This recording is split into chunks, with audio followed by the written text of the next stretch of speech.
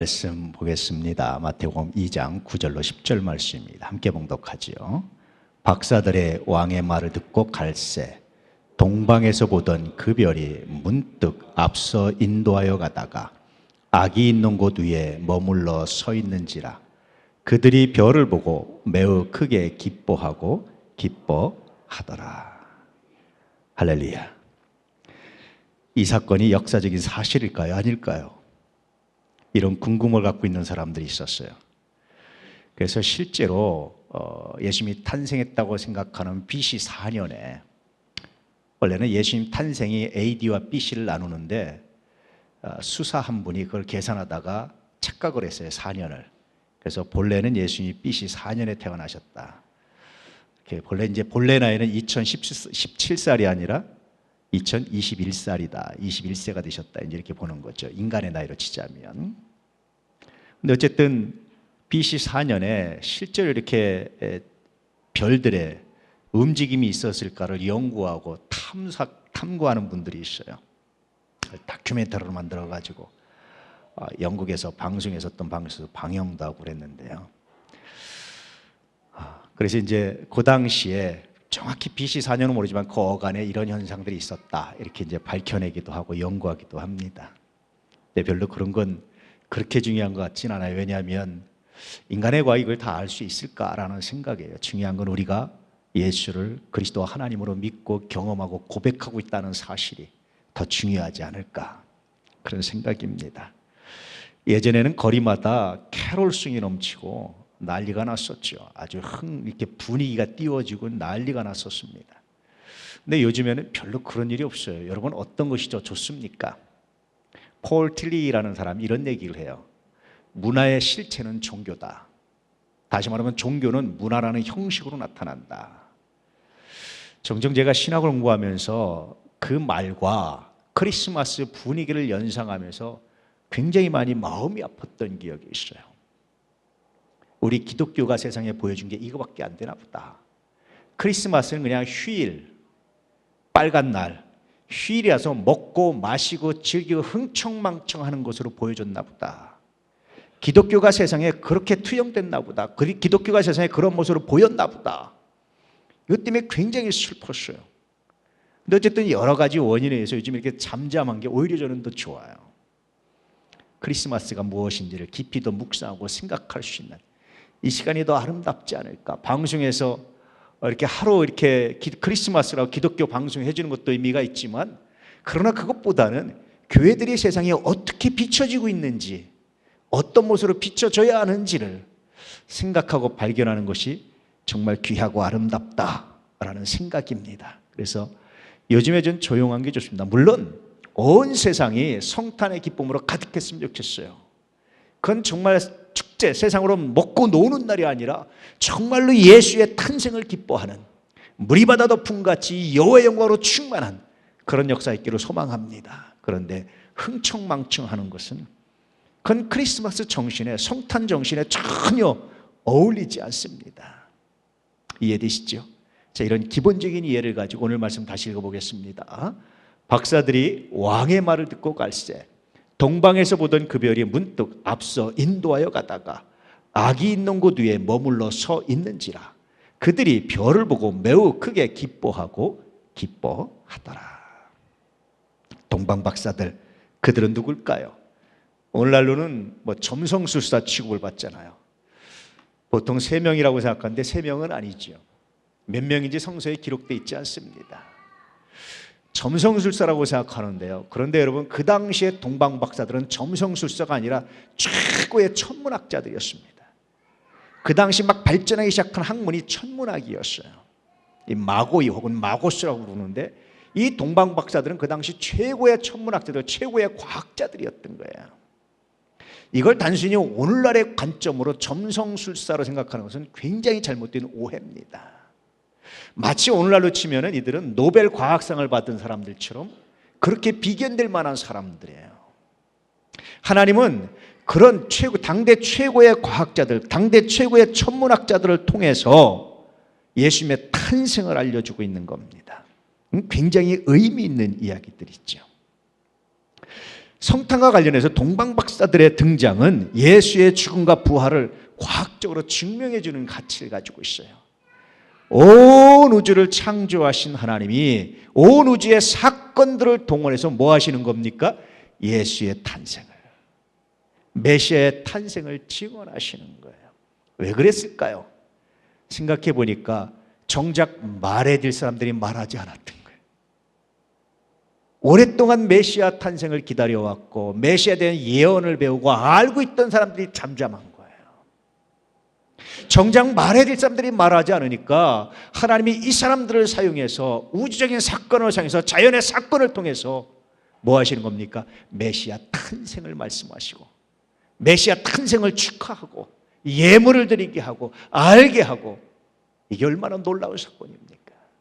그래서 성탄은 동방박사들과 관련해서 묵상해 보면 선민 이스라엘의 직무유기와 함께, 그런데 이방인들이 전혀 하나님을 몰랐던 사람들이 단순히 자연현상을 하나를 통해서 메시아의 남을 알게 됐던 이 놀라운 사건.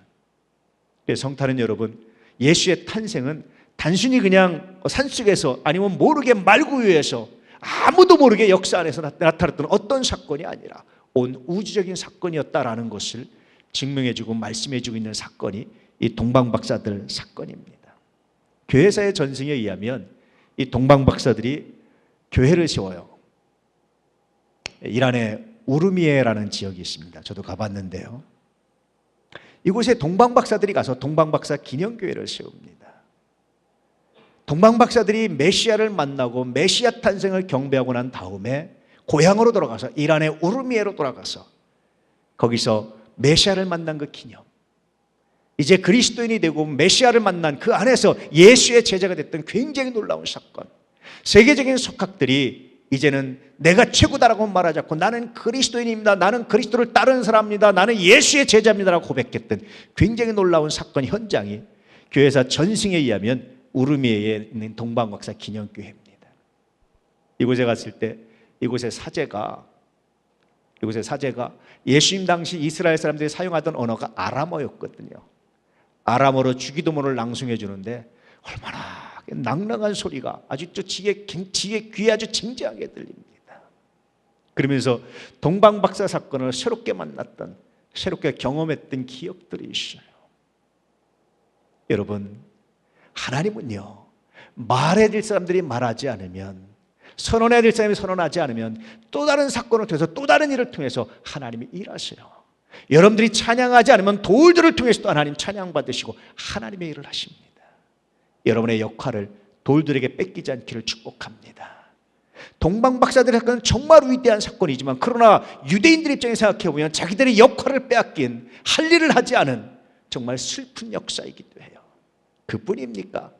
유대인들은 예수께서 예언을 성취해 가심에도 불구하고 수없이 알고 있었음에도 불구하고 자기들과 이해타산이 맞지 않는다고 그래서 예수를 십자가에 못 박아 죽이는 정말 끔찍한 일을 저지르죠. 우리들은 어떨까요? 종종 교회를 사랑한다면서 교회를 무너뜨리는 사람들이 있어요. 예수를 사랑한다면서 그리스도의 몸된 교회를 무너뜨리는 사람들이 있어요.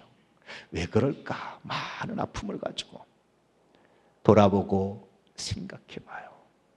그의 잘못이라고만 말하기는 어려워요. 우리 모두의 잘못이고 우리 모두의 죄가 아닐까. 다시 성탄절 아침에 우리가 회복해야 되는 것이 바로 그리스도인으로서의 자존감, 그리스도인으로서의 역할, 사명이지 않을까. 섬김을 받기 위해서가 아니라 섬기려고 이 땅에 오신 예수의 삶을 우리가 다시 묵상해야 되지 않을까. 병든 자를 위해서, 건강한 자가 아니라 병든 자를 위해서 이 땅에 오셨다고 말씀하신, 그리고 죄인과 세리들의 친구가 되셨던 그 삶을 우리가 다시 기억해내야 되지 않을까. 종종 그런 묵상을 해요. 종종 제가 만나는 사람들이 어떤 사람들일까 한번 생각을 해봐요. 내가 자주 만나는 사람들이 어떤 사람들일까 종종 생각을 해봐요. 어떤 때는 내가 만나러 나가느라면 집사람이 제 다리를 붙들어요. 좀 안 나가면 안 되시겠어요? 꼭 그 사람들하고 어울려야 되시겠어요? 그럴 때마다 제가 미안하지만 뿌리치고 나갑니다. 내가 만나야 될 사람들은 세상적으로 유명하고 존경받고 위대한 사람들이 아니라 내가 만나야 할 사람들은 예수를 전하고 싶고 내가 만나야 될 사람들은 오히려 세상에서 그렇게 유명하지 않지만 그러나 나를 필요로 하는 사람들, 저는 그런 사람들이라고 확신합니다. 제가 늘 자주 만나길 원하는 사람들은 그런 사람들이에요. 종종 유명한 사람들을 만날 기회가 있죠. 별로 가까이 가서 악수하고 사진 찍고 이런 거 안 합니다. 그분들한테 저는 그냥 별거 아니에요. 불필요한 존재일 수 있어요. 그냥 곁다리일 수 있어요. 뭐 와서 물론 목사님하고 인사는 하지만 진심일까 미안하지만 그런 의심이 들어요. 그런데 여러분, 정말 저를 필요로 하는 사람들이 있어요. 내가 그 자리에 꼭 와줬으면 하고 요구하는 사람들이 있어요. 저는 거기가 더 그리스도인의 자리, 예수를 믿는 사람의 자리, 목사의 자리라고 저는 확신합니다. 할렐루야. 왜냐하면 예수께서 그렇게 오셨어요. 예수께서 그 길을 가셨어요. 그래서 나는 내가 아는 유명한 사람들 누구누구라고 말하는 거 별로 좋지 않습니다. 대신 내가 아는 별 볼 일 없는 사람들, 세상적으로. 그러나 그리스도가 하나님이 그들에서 목숨을 바쳐 사랑하신 그들, 나는 그들이 나의 존재유라고 확신합니다. 여러분 어떻습니까? 성탄절에 다시 그리스도를 묵상하면서 그리스도의 삶을 기억해내는 은혜가 있기를 축복합니다. 그럴 때 유대인들의 직무유기가 아니라 정말 멋들어지게 사명 감당하는 하나님의 사람들 될 줄로 믿습니다. 동방박사들, 이방인들에게 역할을 빼앗기는 사람들이 아니라 충분히 역할을 감당하는 하나님의 사람들 될 줄로 믿습니다. 이 믿음을 가지고 승리하시고 주 앞에 나오시기를 정말로 축복합니다. 사실 성탄은 여러 가지 감정을 불러일으켜요. 마냥 기뻐할 수만은 없어요. 왜 그렇습니까? 그분이 어떻게 죽었는지 알잖아요. 그분이 어떻게 살았는지를 알잖아요. 그 삶을 생각할 때마다 마냥 기뻐할 수만은 없어요. 성탄은 곧 십자가의 죽음이기도 합니다. 때로 아이들을 보면서 생각을 해요. 하나님, 이 아이들도 죽어야 하나요? 사람이 한 번 태어나면 반드시 한 번은 죽는 것이 하나님의 정하신 이치인데 이 아이들도 죽어야 하나요? 얼마나 마음이 아픈지요. 얼마나 마음이 슬픈지요, 그 순간에. 그래서 묵상을 해요. 하나님, 제가 아이들을 안는 이유 중에 하나입니다. 그런 기도하려고 하나요? 이 아이는 한 번 죽어야 된다는 사실을 알고 있을까?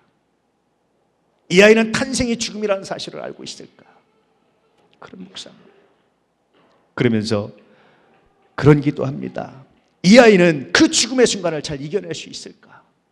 그걸 멋들어지게 이겨낼 수 있을까? 그런 생각을 해요. 그러면서 기도합니다. 하나님, 이 아이도 구원의 확신을 가지고 살아가게 하십시오. 하나님, 이 아이도 구원의 확신과 감격을 가지고 한평생 의미 있게 살아가게 하십시오. 마지막 인생을 떠나는 그 순간 두려움과 고통 가운데 떠는 것이라 할렐루야 감사합니다 하면서 이 땅을 떠날 수 있는 놀라운 복을 주시기 원합니다. 여러분, 이런 기도 안 하십니까? 그래서 늘 아이들을 볼 때마다 두 가지 감정이에요. 정말 이쁘다. 또 하나는 마음이 아파요. 하나님, 이 아이도 그러나 하나님 나를 구원하셨듯이, 나에게 예수를 알게 하셨듯이, 하나님 나에게 은혜를 주셨듯이, 날마다 깨우쳐 주시듯이 이 아이도 붙들어 주실 줄 믿습니다. 그래서 죽음의 두려움이 아니라 구원의 감격을 가지고 살아가는 하나님의 사람 되게 해주십시오. 제가 늘 우리 아이들을 위해서 기도하는 모습입니다. 마이쮸 그냥 주는 게 아니고 저는 그런 기도 가운데 줘요. 아이들을 기도하며 줍니다. 우리 아이들이 하나님 말씀 이렇게 달콤함을 알았으면 좋겠다.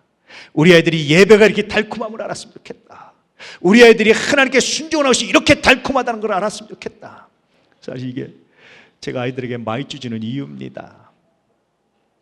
제가 이걸 어디서 배웠냐면요, 이스라엘 사람들이 유월절 예식에서 배웠어요. 이스라엘 사람들은 유월절 예식을 하면서요 달콤한 걸 줘요. 그러면서 교훈을 주는데 말씀이 이렇게 달콤하단다라는 교훈을 줘요. 제가 이스라엘 문화원에서 하는 유월절 예식에 한번 참석하고 나서 가슴을 탁 치면서 배운 게 있어요. 이래야 되는구나. 탄생이 곧 죽음이지만 그러나 예수 믿는 사람들에게는 그 죽음이 부활이 되고 영생이 되고 소망이 되는 하나님의 은혜가 있기에 능히 탄생을 축복할 만한 이유가 있다.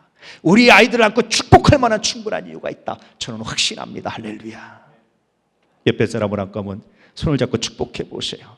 예수 안에서 당신은 부활하십니다. 예수 안에서 당신은 영생을 얻었습니다. 한번 옆에 사람하고 인사 한번 해보세요. 오늘 밤 이상을 떠나도 우리는 하나님 나라 갈 수 있습니다. 예수 안에서 우리는 영생을 얻었습니다. 할렐루야. 이게 얼마나 놀라운 은혜와 감격인지, 이게 얼마나 놀라운 복인지. 성탄절에 죽음을 묵상하는 것은 굉장히 자연스러운 일입니다. 예수의 죽음을 가장 슬프게 표현한 작품 중에 하나가 여러분 아시죠? 피에타입니다. 피에타가 뭔지 아시죠? 성모 마리아가 죽은 아들 예수의 시신을 안고 있는 그런 조각상이 있죠. 이탈리아어로 피에타는 슬픔, 비탄 이런 뜻인데, 서양의 이런 예술가, 르네상스 예술가들에 의해서 자비를 베푸소서라는 뜻으로 의미가 이렇게 확장됐죠. 얼마나 슬픕니까? 죽은 아들의 시신을 안고 있는 어머니의 마음 어떨까요? 이거보다 더 슬픔이 있을까요? 이거보다 더 아픈 것이 있을까요? 그렇지 않습니까? 성탄이 이런 모든 예수의 일생을 드러내서 그래서 마냥 기뻐할 수 없지만, 그러나 그것이 우리의 구원이 됐다는 사실에 그저 감격하고 감사하고, 그래서 새로운 결단을 하는 날이 분명히 성탄절입니다. 세례 요한은 세례받기 위해서 나오는 예수께 뭐라고 그랬습니까? 보라, 세상 죄를 지고 가는 하나님의 어린 양이로다. 세례받기 위해서 나오는데 그런 고백을 해요. 그런 선언을 합니다. 세상 죄를 지고 가는 하나님의 어린 양입니다. 그래서 여러분, 성탄은 피에타입니다. 아버지 하나님께서는요, 이런 아들을 위해서 동방박사들을 보내시고 위로하시는 거예요. 그렇게 선택한 민족들, 사랑한 민족들, 말씀을 들려준 민족들, 그 선민 이스라엘의 외면한 거룩한 탄생을 이방의 동방박사들을 통해서 축하하게 하신 겁니다. 본문은 바로 그런 의미를 가지고 있어요. 그러고 보면 여러분, 살아가면서요, 결코 놓치지 말아야 하는 장면들이 있어요. 그 중에 하나가, 저는 부모들이 아이가 자라나는 장면을 놓치면 안 된다고 확신합니다. 부모들은 아이가 자라는 모습을 봐야 돼요. 목사는 여러분들이 자라는 모습을 늘 봐야 됩니다. 여러분, 자녀들이 자라는 모습을 보셨습니까? 단순히 한 집에 산다고 보는 게 아니에요. 한 집에 산다고 아는 게 아닙니다. 제가요, 학생부를 담당하고 청년부를 담당하고 하면서 많은 이제 부모님들하고 상담을 해보면 제가 하나 깨달은 게 하나 있어요. 자식을 참 모른다. 참 모른다. 교회 내에서 두 사람이 사귀잖아요. 좀 어그러지면 이쪽 부모 다 저한테 와서 그래요. 우리 애가 그런 게 아니라 제가 그래서요. 이쪽 부모도 와서 얘기해요. 우리 애가 그런 게 아니라 제가 그래서요. 제가 먼저, 죄송합니다, 엄마 말 그대로 해주면 꼬리 쳐가지고요. 양쪽 다 그럽니다. 뭐가 사실일까요? 제가 늘 생각해요. 부모는 참 자녀를 모르는구나. 부모는 늘 자식한테 속고 있구나. 그게 제가 늘 말씀드리잖아요. 여러분, 자녀의 말은 30%만 믿어도 많이 믿는 겁니다. 아이들이 일부러 거짓말하는 게 아니에요. 자기 관점에서 말하는 거예요. 정말 몰라요. 왜 그런지 아십니까? 한 집에 살 뿐이지 관찰하지 않아서, 그 장면을 놓치고 있어서 그렇습니다. 24시간 붙어 있는 거 아닙니다. 중요한 대화가 있고 중요하게 놓치지 말아야 될 그 순간순간이 있습니다. 놓치시면 잃어버립니다. 할렐루야. 지켜야 될 자리가 있어요. 사랑하는 사람이 아파하는 순간을 여러분 지켜야 됩니다. 그 자리를 놓치면 사랑을 잃어버리게 돼 있어요. 꼭 해야만 하는 일들이 있습니다. 자기의 비전이 있습니다. 날마다 묵상하고 깨달아야 되는 자기의 비전이 있어요. 자기가 아니면 할 수 없는 일들이 있어요. 하나님이 자기에게 보여주신 일들이 있어요. 그 일을 만약에 누군가가 대신하게 되면 내 삶이 정말 허무하게 끝날 겁니다. 유대인들 놓치지 말아야 되는 장면이 뭡니까? 거룩한 탄생의 장면이었어요. 지켜야 될 자리가 뭡니까? 예수와 함께하는 자리였습니다. 꼭 해야만 되는 일이 뭐였습니까, 여러분? 탄생을 증언하는 일이었습니다. 그것을 놓친 그들의 삶이 이후에 어떻게 형성됐는지, 어떻게 전개됐는지 역사를 통해서 아시지요. 이제 우리에게는 그런 실수가 반복되지 않기를 정말로 축복합니다. 동방박사 사건은 바로 이러한 메시지를 담고 있는 거예요. 정리해드리겠습니다. 선민 이스라엘 백성이 외면한 성탄의 자리를 지키고 빛내고 있는 동방 박사들의 이야기를 통해서 그리스도이라고 잡아놓은 우리들의 외면한 자리는 없는지를 묵상해 보시기 바랍니다. 놓치고 있는 순간은 없는지를 묵상해 보시기 바랍니다. 해야 할 일을 외면하고 있지는 않은지를 묵상해 보시기 바랍니다. 그리고 이방인들이 아니라 하나님 나를 통해서, 그 누군가 아니라 하나님 나를 통해서 성탄이 증언되게 하시고 예수의 삶이 증언되게 하시며 증명되게 해주십시오. 결단하며 기도하는 귀한 시간 되길 원합니다. 왜냐하면 우리는 성탄의 아침에 성탄을 증언하는 하나님의 사람들이기 때문에. 할렐루야. 이 거룩한 고백을 가지고 성탄을 맞이하시고 성탄을 보내시고 평생 성탄의 기쁨 가운데 살아가시는 하나님의 사람들 되시길 축복합니다. 오늘 말씀에 메시지가 있죠. 한번 읽어볼까요? 성탄의 피에타를 기억하며 성탄의 가치를 깊이 묵상하라. 그러면 너의 삶이 그리스도로 충만할 것이다. 할렐루야. 기도하겠습니다. 아버지 하나님 감사합니다.